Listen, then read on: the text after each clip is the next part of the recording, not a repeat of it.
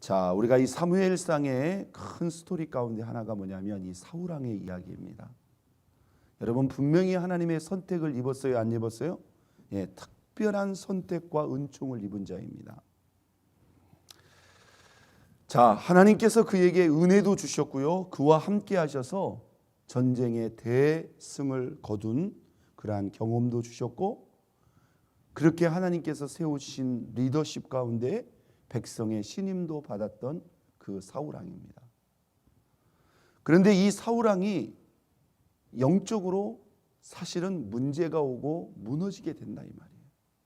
여러분 그 시작점이 무엇이고 그 출발점이 무엇인가를 우리는 이 사무엘상의 이야기를 통해서 잘 지켜볼 필요가 있습니다. 이게 지금 도덕적 어떤 윤리적인 그런 문제가 아니었어요. 사울 왕과 하나님과의 영적 관계입니다. 여러분 사울 왕이 이제 왕정 제도라고 하는 제도가 들어왔어요. 하나님이 어제 말씀을 통해서도 분명히 말씀했지만 왕을 세웠다고 해서 하나님과 이스라엘과의 백성의 근본적인 관계가 달라진 게 아니에요. 그 왕이 하나님의 자리를 대신할 수 없고요, 그 왕도 왕의 제도가 있는 이스라엘 백성들이라 할지라도 왕 위에 왕, 모든 나라의 주와 주인은 누구이시다? 바로 하나님이시다는 이 사실은 달라질 수가 없는 거죠. 사실 이 왕의 영향력, 특히 고대 사회에서의 왕의 영향력이 얼마나 큽니까? 그의 말 한마디, 그의 결정이 얼마나 크냐 이 말이에요. 그렇기 때문에 사실 이 왕이라고 하는 이 존재는 하나님과의 관계가 더 중요한 겁니다. 여러분 오늘 우리가 하나님의 교회 속에서도 마찬가지고 공동체 가운데서 다 마찬가지죠. 우리가 중요한 위치에 있으면 있을수록 그만큼 영적인 영향력이 없지 않을 수가 없기 때문에 사실은 우리가 저희 부부를 마찬가지로 우리 재직들 모든 하나님의 사역자들은 더 하나님과의 영적 관계에 신경을 써야 됩니다. 믿습니까? 깨어 있어야 돼요. 그래서 여러분들이 저희 부부를 위해서도 또 우리 재직들 또 사역자들을 위해서도 여러분들이 중보해 주셔야 되고, 본인들도 의지를 가지고 근신하여 깨어 있지 않으면 안 된다는 거예요. 자, 오늘 큰 그림을 봅니다. 블레셋과 이스라엘 간의 전쟁이 벌어졌어요. 시작점은 사실 요나단이 블레셋 수비대를 먼저 쳤다고 그랬어요. 그러니 블레셋이 전쟁을 일으켰고 블레셋도 군사를 이끌고 왔고요. 지금 여러분들이 읽으면서 보았지만 이 블레셋과 이스라엘과의 전쟁의 힘의 양상을 비교해보면 상대가 돼요, 안 돼요? 도대체 요나단은 왜 쳤는지를 모르겠어요. 비교가 되지 않아요. 그런데 여러분 우리가 항상 봐야 될 그림이 있어요. 이건 도대체 게임도 전쟁도 안 되는 그림과 같지만 여러분 이스라엘에게는 누가 있어요? 외적인 전쟁의 조건과 상황만으로 본다면 이건 전쟁을 시작해서도 안 되고 할 수도 없는 그런 힘의 비중이고 대결인 것 같지만 이스라엘에는 누가 있어요? 대답해 보세요. 누가 있어요? 전지전능하신 온 우주 만물의 주가 계시는 하나님이 있어요. 어쩌면 요나단에게 그러한 믿음이 있었고요, 사울 왕도 그 하나님을 믿는 믿음을 경험해 봤어요, 안 해봤어요? 경험해 봤어요. 예전에 암몬과의 그러한 전쟁에서도 절대적으로 열악했지만 그가 하나님의 신에 감동되어 하나님이 함께 하시고 하나님이 이 전쟁에 함께 하시니까 여러분 하나님이 대등한 그러한 전쟁이 아니라 완벽한 승리를 주셨대요. 오늘 이 본문에도 보면 결국 누가 선두가 되어서 요나단이 선두가 되어서 다음 장에 보면은요, 하나님이 요나단을 사용하셔서 이 전쟁을 승리로 이끈단 말이에요.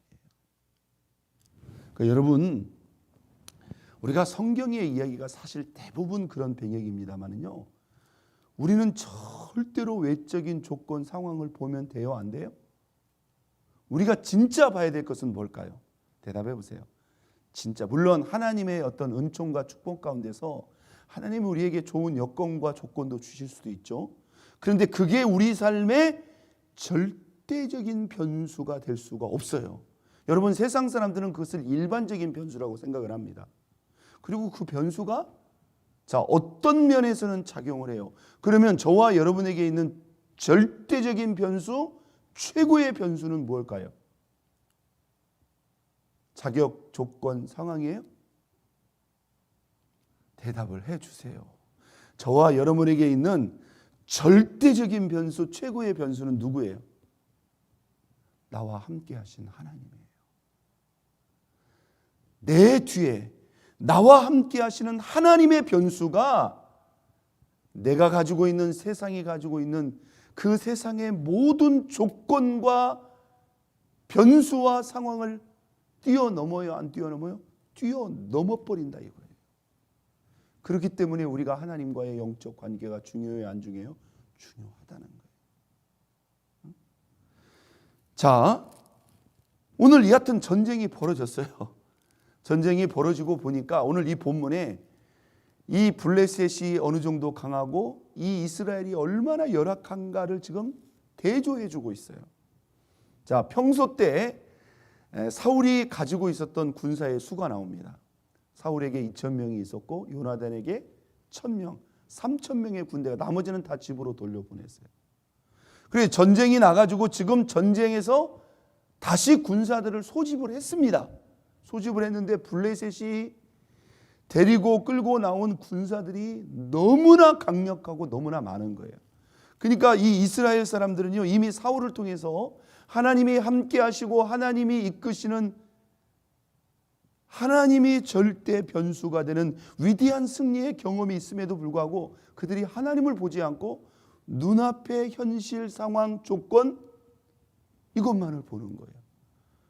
자, 오늘 이 본문에 한번 보겠습니다. 자, 5절 봅니다. 블레셋 사람들이 이스라엘과 싸우려고 모였는데 병거만 몇 만이요? 3만이요. 마병이 몇 명이요? 6천이요. 백성은 수를 셀 수 없다. 얼마나 많다? 해변의 모래와 같다. 여러분, 적어도 3만 이상 되지 않겠습니까? 수를 셀 수 없을 정도로 그렇게 막 떼거지로 몰려왔어요. 자, 이 엄청난 병력을 보고 이스라엘 사람들이 반응을 합니다. 6절, 이스라엘 사람들이 위급함을 보고 절박하여 굴과 숲풀과 바위팀과 은밀한 곳과 웅덩이에 뭐했다? 숨었다. 여러분, 여기 숨은 종류가 나옵니다. 굴, 숲풀, 바위팀, 은밀한 곳, 웅덩이, 5군데가 나와요. 이 말이 무슨 말입니까? 하여간 숨을 수 있는 곳이라는 데는 그냥 다 숨어버린 거예요. 전쟁하러 나왔다가 다 무서워가지고 다 숨어버렸어요. 그리고 어떤 사람들은 7절에 보니까 요단을 건너가 버렸다. 사울을 따르는 모든 백성은 뭐하더라? 떨더라. 벌벌 떨고 있으더라. 그러니까 여러분, 지금 이들의 반응은 뭐예요? 철저히 지금 뭔만 보고 있는 거예요? 눈앞의 현실, 조건, 상황, 이것만 보고 있는 거예요. 진짜 절대 변수, 진짜 우리에게 있는 최고의 변수, 이게 이스라엘 백성들이 어떻게 보면 영적인 상태일 수도 있겠죠. 여러분, 우리가 이스라엘 백성들 보면서요, 속으로 허허 할 수 있을지 모르지만 사실 이게 우리의 모습일 수도 있어요. 여러분, 눈앞의 문제, 눈앞의 상황, 눈앞의 현실, 이게 우리의 절대 변수가 될 수 없다는 거예요. 이걸 뛰어넘어서 이 모든 변수를 얼마든지 뛰어넘고 그것까지도 완벽하게 통제하고 다스릴 수 있는, 우리 하나님을 볼 수 있는 이 믿음의 눈이 우리에게 있어야 되겠죠. 여러분, 나중에 보니까 사울에게 다 도망가고 사울에게 있는 군사의 수가 몇 명이었더라? 15절 맨 하반절에 보니까 몇 명이었더라? 600명 가량이었더라. 그리고 세상에나 이스라엘 백성들이 가지고 있는 무기를 확인해 보니까 22절 보겠습니다. 싸우는 날에 사울과 요나단과 함께한 백성의 손에는 칼이나 창이 없고 오직 사울과 그의 아들 요나단에게만 뭐가 있더라? 칼과 창이 있더라. 그러니까 도대체 이 600명은 뭘 들고 있었는지를 모르겠어요. 호미를 들고 있는지, 몽둥이를 들고 있는지, 괭이를 들고 있는지, 하여간 제대로 된 칼과 창은 누구밖에 없었다? 사울과 요나단. 이게 그때 당시 이스라엘 상황이었어요. 자, 그런데요, 사울 왕이 어떻게 했어요? 하나님께 예배를 드려야 되잖아요. 자, 여기서 사울이 시험을 받습니다. 자, 8절 봅니다. 사울은 사무엘이 정한 기한대로 2대 동안을 기다렸으나, 여기 정한 기한이라는 건 뭐냐면 사무엘과 약속한 시간이에요. 무려 7일을 기다렸다. 사무엘이 길갈로 오지 아니하며 백성이 더 흩어집니다. 그러니까 사울이 여기서 어떻게 합니까? 9절, 사울이 이르되 번제와 허목제물을 이리로 가져오라 하여 번제를 드렸어요. 번제 드리기를 마치자마자 누가 옵니까? 사무엘이 옵니다. 이게 여러분 사울 왕의 시험이었다는 거예요. 여러분, 혹시 제가 어떤 특별한 사정이 있어서 예배를 인도할 상황이 되지 못한다면, 물론 뭐 외부 행사를 세울 수도 있지만 지금은 우리 집사님들이 대신해서 예배를 드릴 수도 있어요. 그렇죠? 제가 부탁할 수도 있고. 그러나 구약 시대에는 이게 어떻게 돼 있어요? 예, 제사장들에게만 제사를 집례할 수 있는 그 권한이 엄격하게 분리되어 있었어요. 설사 누구라도, 왕이라도 절대로 제사장 없이 예배를 드릴 수 없도록 하나님이 율법으로 금하고 있었다 이 말이에요. 그런데 이 사울 왕이 지금 위급하다고 그래서, 사정이 어렵다고 해서 자기가 그것을 드려버렸어요. 자, 이렇게 변명을 합니다. 자, 11절, 사무엘이 이르되 왕이 행하신 것이 무엇이냐? 사울이 이르되 백성은 내게서 흩어지고 당신은 정한 날에 오지 아니하고 블레셋 사람은 믹마스에 모였음을 내가 보았으므로 내가 이르기를 블레셋 사람들이 나를 치러 길갈로 내려오려거늘 내가 여호와께 은혜를 간구하지 못하였다 하고 어떻게 하여? 부득이하여 번제를 드렸나이다. 여러분, 이게 아주 유명한 사건입니다. 여러분, 결과적으로 사울은 예배를 드렸어요, 안 드렸어요? 대답해 보세요. 드렸어요. 우리는 여기서 이렇게 생각할 수 있어요. 아예 안 드린 것보다는 그대로 드린 게 낫지 않느냐? 아닙니다. 사울은 예배를 드려서는 안 됐습니다. 그러면 예배를 드리지 말란 말인가? 아닙니다. 계속 누구를 기다렸어야 돼요? 사무엘을 기다렸어야 돼요. 자, 어떻게 보면 사울은 인간적으로 할 도리는 다 했어요. 맞죠? 사람에게 인간적으로 할 도리는 다 했어요.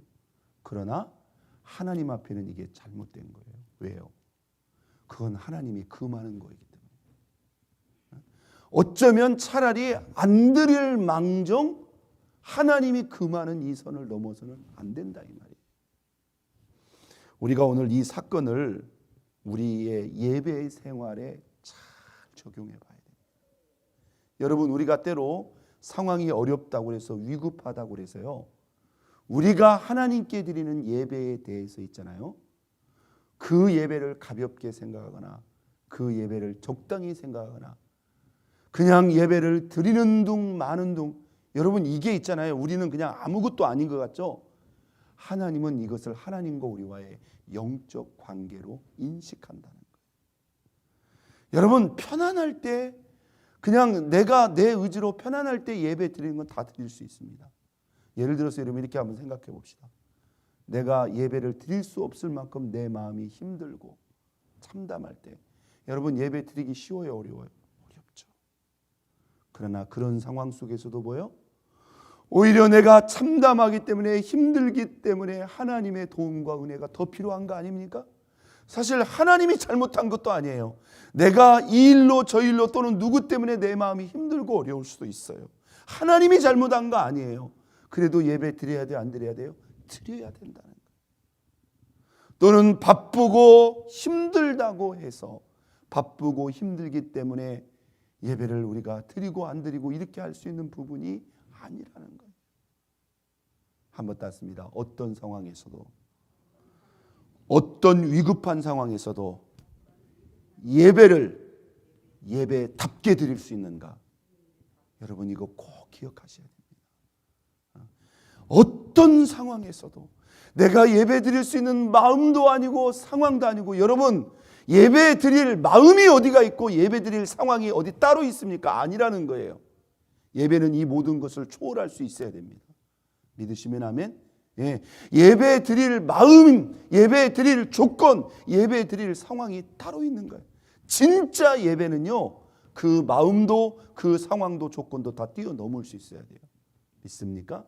뛰어넘어서 어떤 상황에서도 그냥 무조건 예배가 아니라 예배다운 예배를 드려서 오히려 그 예배 때문에 하나님을 만나고 오히려 그 예배 때문에 하나님을 경험하고 하나님 앞에 인정받고 쓰임받는 저와 여러분 모두가 될 수 있기를 예수 그리스도의 이름으로 축원드립니다.